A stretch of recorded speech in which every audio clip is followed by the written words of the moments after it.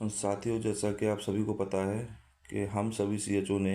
21 तारीख से लेकर 27 तारीख तक डिजिटल स्ट्राइक की थी और उसके उपरांत 28 तारीख से लखनऊ में अनिश्चितकालीन धरने पर थे। प्रदेश के सभी सीएचओ साथियों ने 28 तारीख से लेकर 1 तारीख तक अनिश्चितकालीन धरना दिया, जिसमें 28 तारीख को मिशन निदेशक महोदया से वार्ता हुई, जिसमें वार्ता विफल रही और उसके फलस्वरूप हम लोगों ने धरने को अपने कंटिन्यू किया। उसके फलस्वरूप 1 तारीख को यानी कि कल रविवार को मिशन निदेशक महोदया से वार्ता हुई और वार्ता सक्षम स्तर से हुई थी, जिसमें जो भी चीज़ों पर सहमति बनी है उसमें प्रमुख सचिव महोदय और माननीय उप मुख्यमंत्री जी की सहमति के बाद ही बनी है। हमारे बहुत से सीएचओ साथियों को कुछ व्यक्तियों द्वारा भड़काया जा रहा है। अतः आप सभी साथियों को बता दूं कि उत्तर प्रदेश में सीएचओ के नियमितीकरण के लिए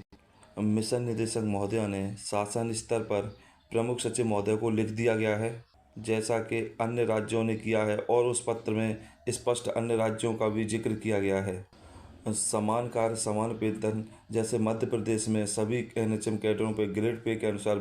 वेतन मिल रहा है, उसको भी उसमें जिक्र किया गया है कि हम सारी चीज़ों का आकलन करने के बाद समान कार्य समान वेतन के लिए भी भेजेंगे। इसीलिए समान कार्य समान वेतन का प्रस्ताव भी शासन स्तर पर प्रमुख सचिव को भेजा गया है। पीबीआई को लेके ये है कि पीबीआई हमारा अभी सैलरी में सिर्फ 5,000 रुपये ऐड होगा और ट्रांसफ़र की बात करें तो ट्रांसफ़र हमारे जो हैं वो सिर्फ ये नहीं कि हमारी म्यूचुअल पर ही सहमति, रिक्त पदों पर भी मैडम ने प्रस्ताव शासन को भेजा है और ये सारी चीज़ें हमने लिखित रूप में पत्र में स्पष्ट रूप से ली हैं। अतः आप सभी साथियों से ये मैं कहना चाहता हूँ कि इस पत्र को कृपया अच्छे से पढ़ें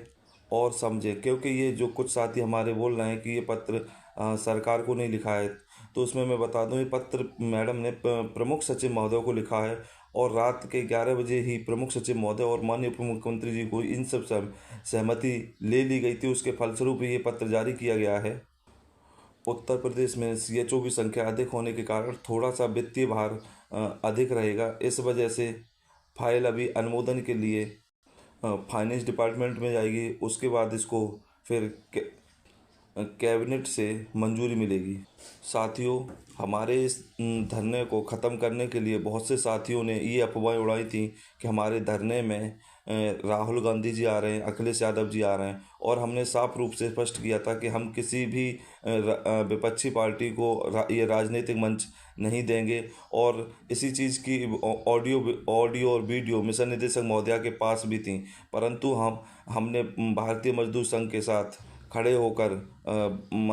माननीय उप मुख्यमंत्री जी पर वार्ता के लिए विवश किया और माननीय उप मुख्यमंत्री जी के कहने के उपरांत ही प्रमुख सचिव महोदय के साथ सहमति लेकर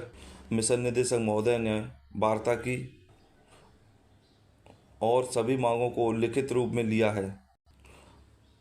और साथियों को एक चीज़ और स्पष्ट कर दूं, ये धरना हमने स्थगित किया है, ना कि बंद किया है। अगर हमारी मांगें नहीं मानी जाएंगी तो हम दोबारा से फिर से इकट्ठा होंगे, क्योंकि कोई भी कार्य करने के लिए समय चाहिए होता है। अतः आप सभी साथियों से मैं अनुरोध करूंगा कि सभी साथी अपने अपने कार्य को पूर्व की भांति करें और मैं आपको आशा